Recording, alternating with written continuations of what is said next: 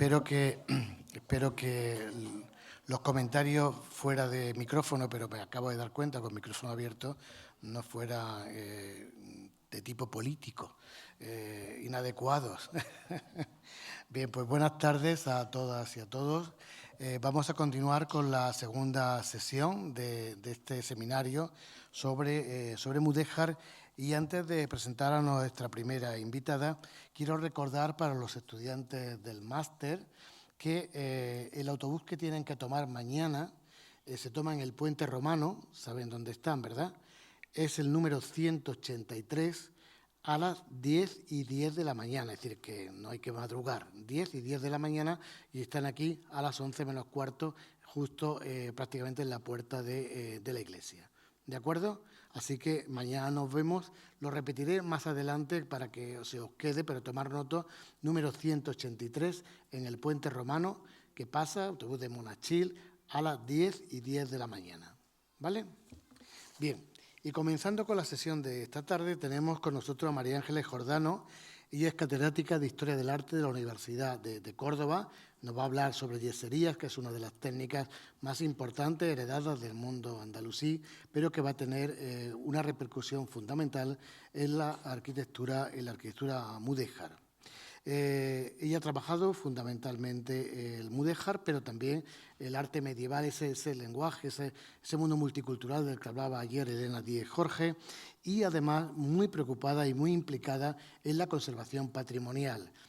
Todo este patrimonio hay que conservarlo y hay que tener una actitud beligerante en nuestra sociedad para que los políticos y los responsables culturales pues se interesen no solamente por las grandes obras, sino también por obras aparentemente menores que son importantes, puesto que son elementos clave para entender nuestra propia identidad.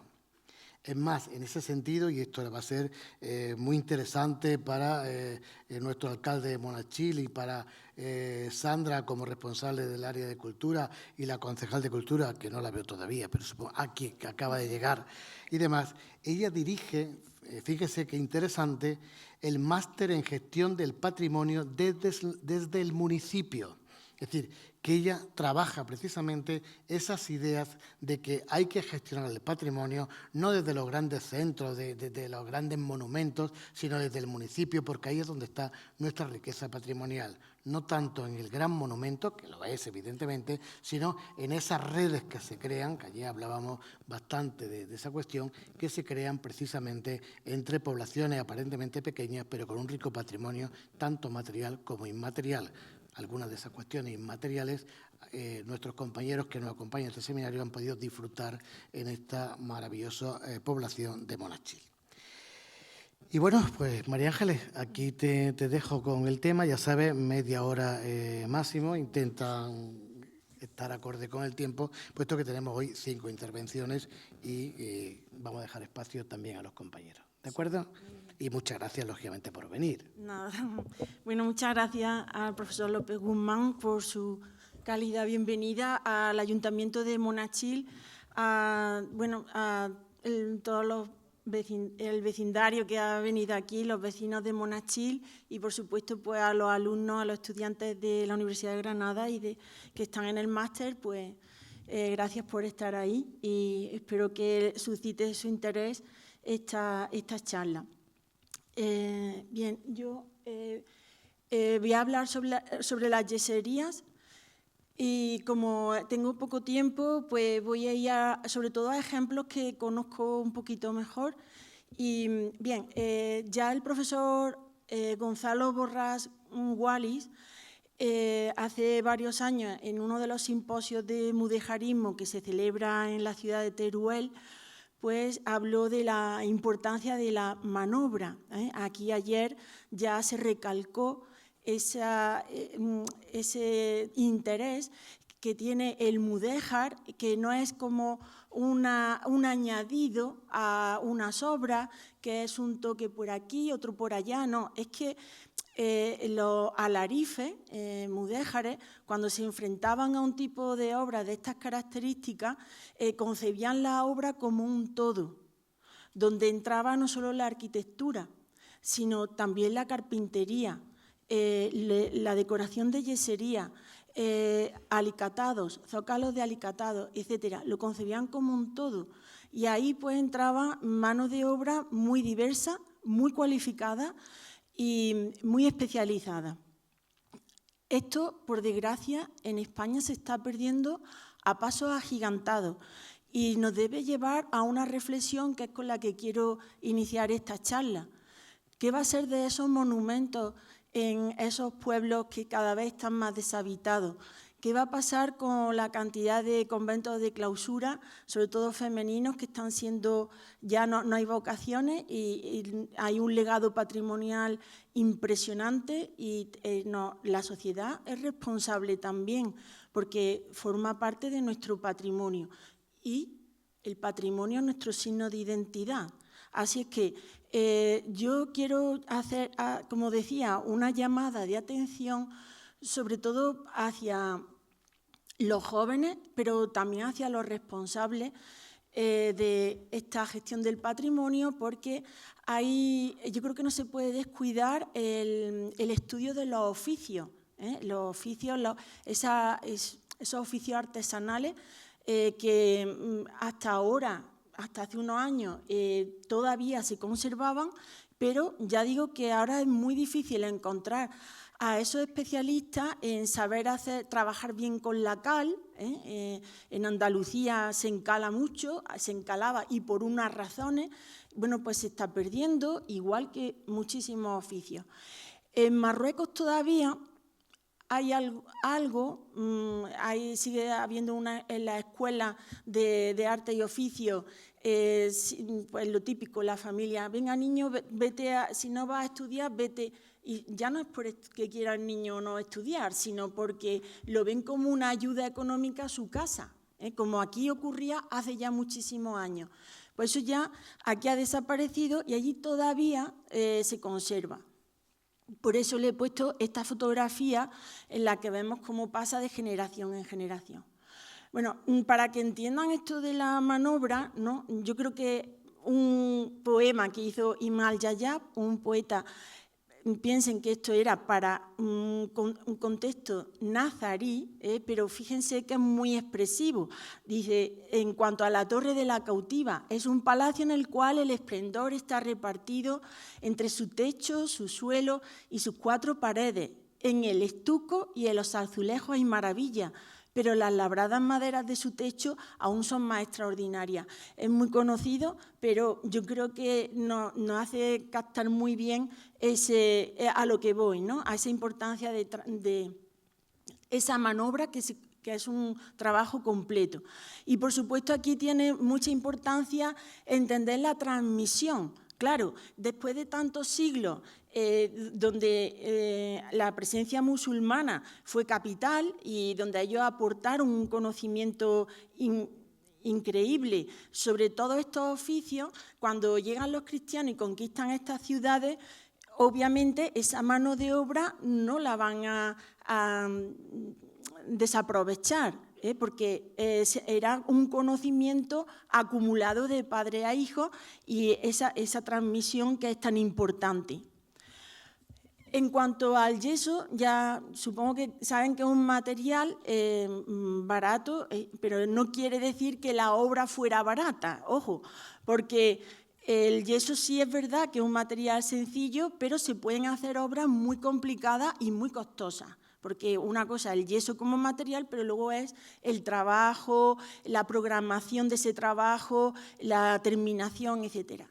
Tiene muchas ventajas, ya están viendo ahí, la resistencia, durabilidad, se puede aplicar policromía, se puede pulimentar, etcétera.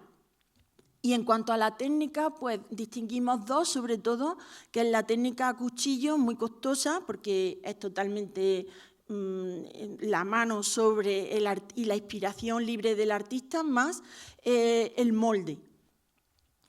Ya están viendo ahí que sigue todo un proceso donde es muy importante controlar, saber las medidas del material, lo que hay que aplicar, las cantidades, cómo hay que amasar, cómo hay que esperar a que la masa adquiera la textura conveniente y, sobre todo, luego programar muy bien pues las jornadas, porque saben que el material, el yeso, una vez que se lanza sobre la pared y se fratasa, luego hay un tiempo en el que se puede trabajar, pero después se endurece y ya no es posible. Así es que, como ven, es un proceso complejo.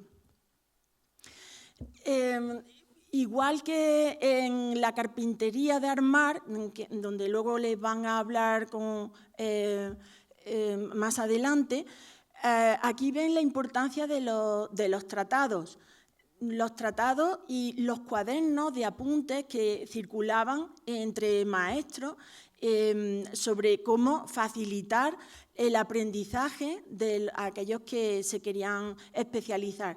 Y el profesor López Guzmán ayer nos inició en el tema tan importante que es la ordenanza de los concejos, o sea, las ordenanzas de las ciudades y sobre todo los gremios, es decir, que estaban muy bien organizados y estaban también, sabían, para alcanzar el grado de alarife, que es un maestro ya de muy especializado, había que estar trabajando durante 4 años y luego pues, pasar un examen que cuando uno lee la ordenanza se da cuenta de la entidad de ese examen.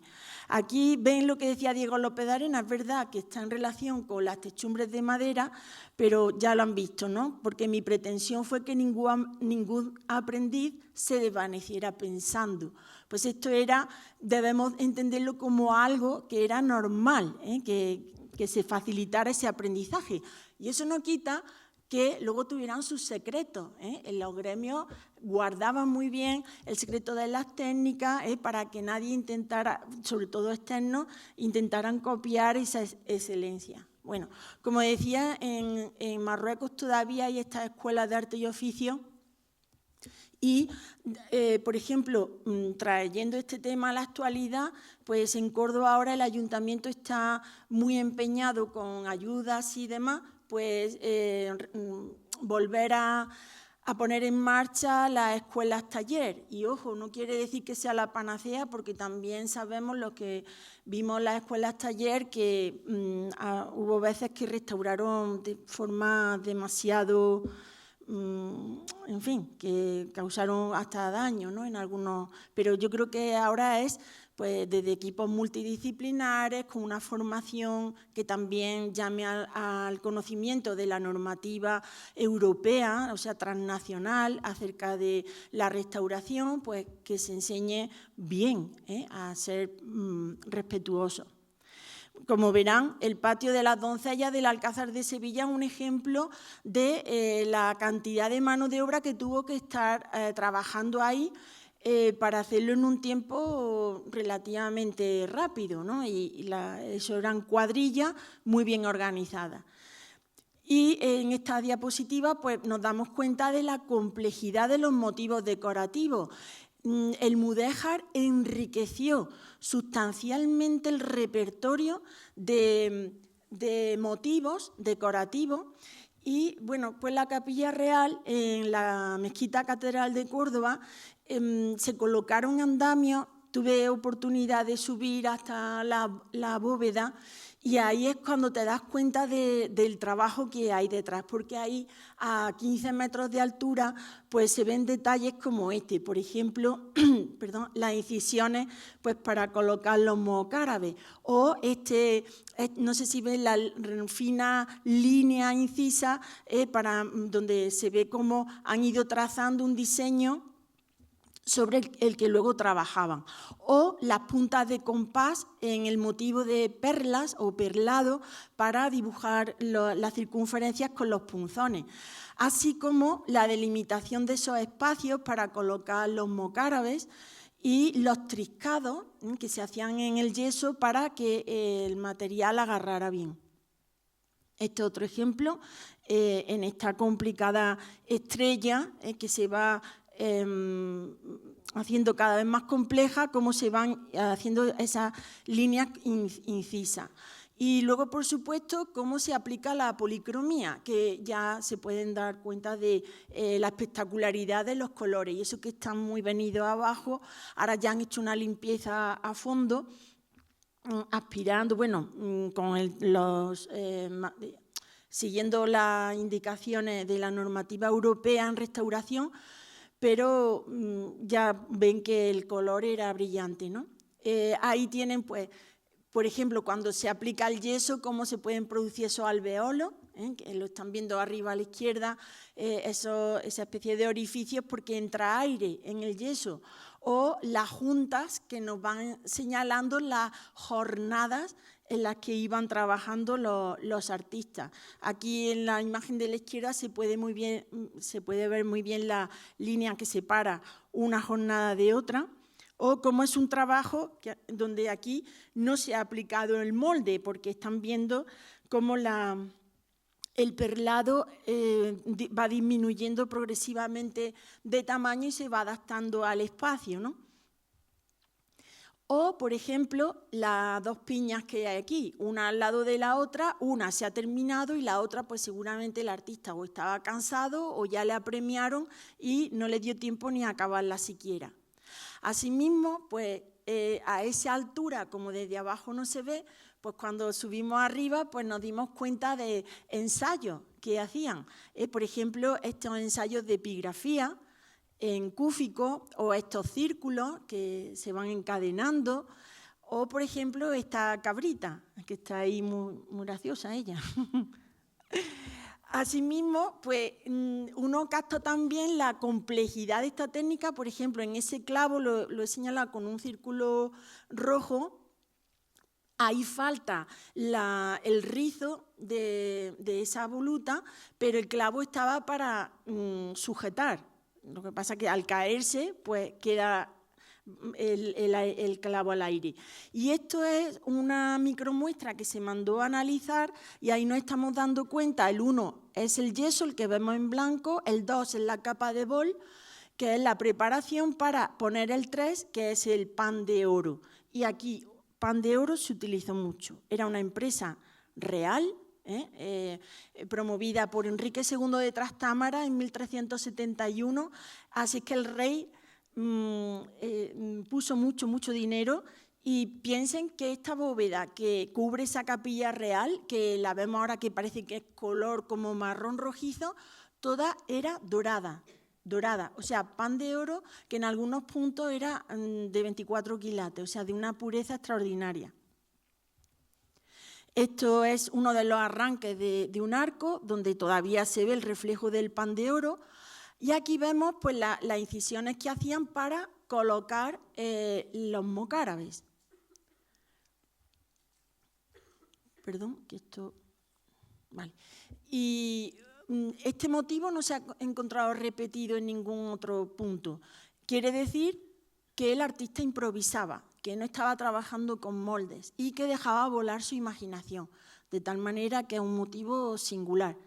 Así es que ahí tienen esa frase: ser alarife requiere saber mucho más, porque ser maestro es uno y el ser alarife es otro, porque ser gran maestro no es sino disposición para ser alarife. En cuanto a los motivos decorativos, ya he dicho que el mudéjar va a agrandar muchísimo los repertorios, es increíble, ya además se nutren desde el sultanato nazarí de Granada y los reinos cristianos. Es verdad que hubo momentos de tensión, de guerra, de confrontación, pero en los momentos de paz incluso pues, se prestaban artistas del sultanato nazarí, pues vinieron a Sevilla, a los Reales Alcázares, etcétera. No voy a entrar en eso, pero había préstamos y se enriquecían. No solo se quedaba ahí, sino que se enriquecían. Ahí ven, por ejemplo, la sepca, la red de rombos que viene de los almohades y ellos lo que hacen es enriquecerla todavía más. O la lacería con el lazo de 8, que es muy querida en el arte islámico, siempre sobre esa cama de ataurique, quiere decir esto, pues decoración vegetal abstracta basada en la palmera, la hoja de la palmera, porque saben que los omeyas vienen de Siria, donde hay un paisaje predominantemente desértico. Y obviamente, ayer se estuvo comentando también cómo se nutre el mudéjar de elementos cristianos, aportaciones cristianas. Y esto, pues yo creo que es muy evidente. Sobre una cama de Ataurique, lo ven en el fondo, pues ellos añaden esa hoja de parra, que es muy naturalista, típicamente gótica. O cómo llegan a hacer algo complejo como es el Om, el árbol de la vida que simboliza el paraíso. Añaden figuras también, tanto escenas humanas como animales, como vemos aquí en el Salón de Reyes del Alcázar de Sevilla, perdón, de embajadores.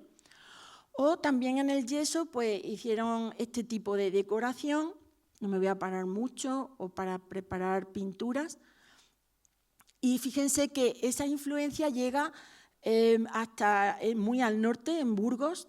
Contamos en el Real Monasterio de la Huelga de Burgos con el claustro de San Fernando y demás, con unas yeserías que están viendo ahí con pavones, que es un tema típicamente oriental, como demuestra esta famosísima franja de los pavos reales o franja del Pirineo del siglo X. Quiere esto decir que el comercio facilitó mucho a través del Mediterráneo pues, el transporte de tejidos muy ricos que eran demandados en las cortes, etcétera, y a través de los tejidos llegaron estos motivos que se incorporaron al mudéjar de forma espléndida, como estamos viendo ahí con las águilas de ala esplayada, o este motivo, que no sé si ven, pero son animales enfrentados con el eje de simetría en el Om, en el árbol de la vida, o estos pavos reales en el convento de la Concepción Francisca, pero también tenemos un tema interesantísimo,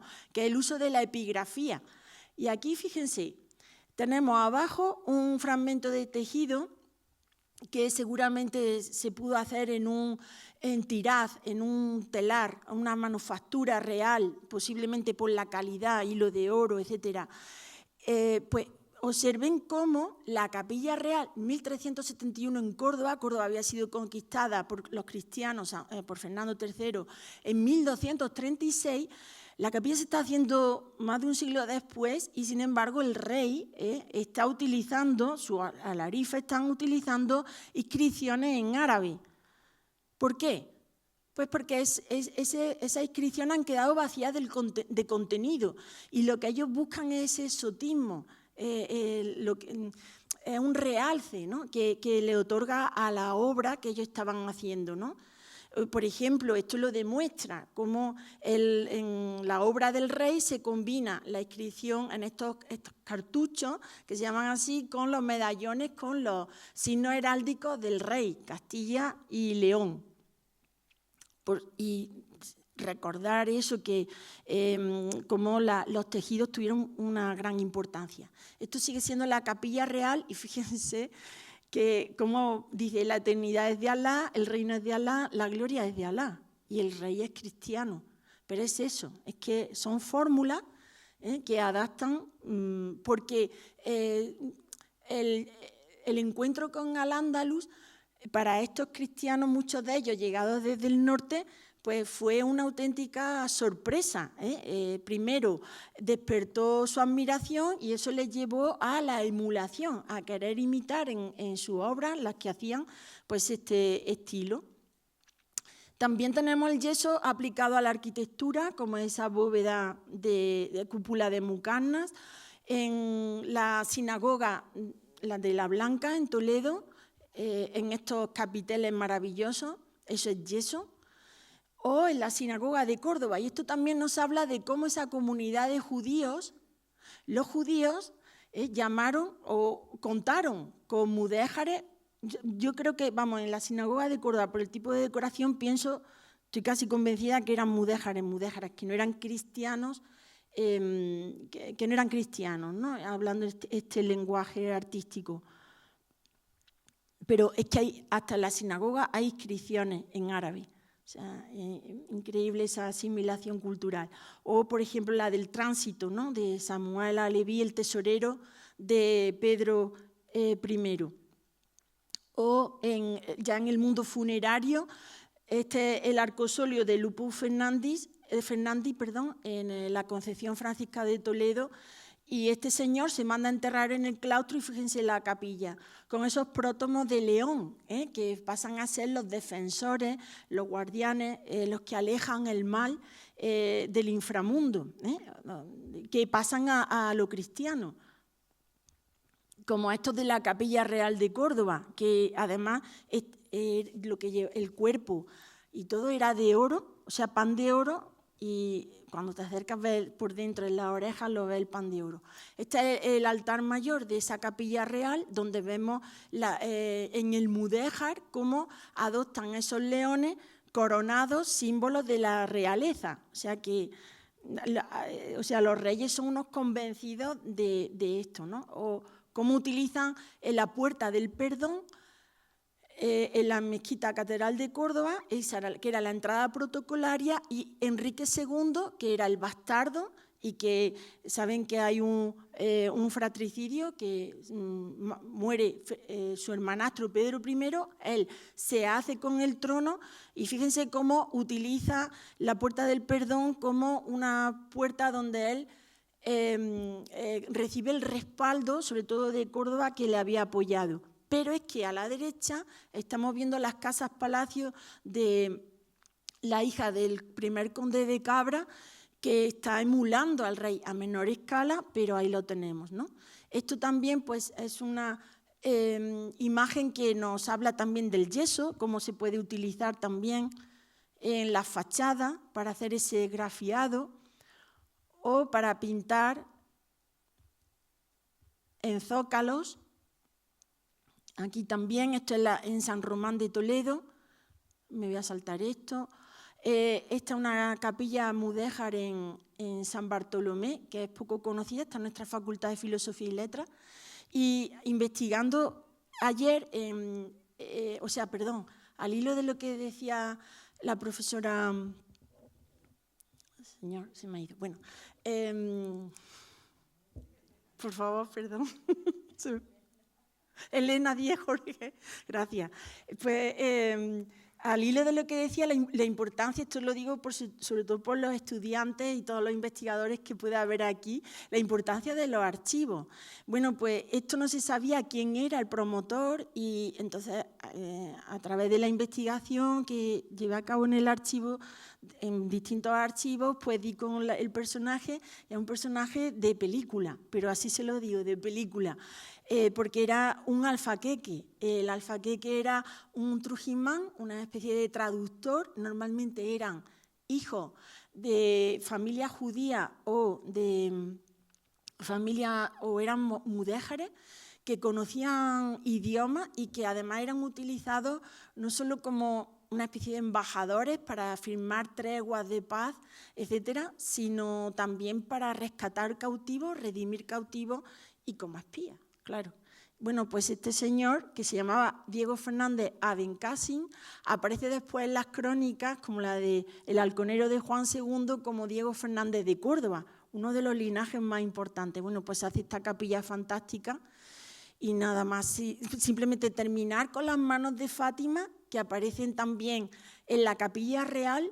Fíjense que la mano de Fátima habla por sí sola del Islam, ha tenido distintas interpretaciones sobre los 5 pilares del Islam, como una especie de amuleto o elemento apotropaico para alejar el mal, pero lo curioso es que están siendo empleadas estas manos de Fátima, la hija de Mahoma, ¿no? en una capilla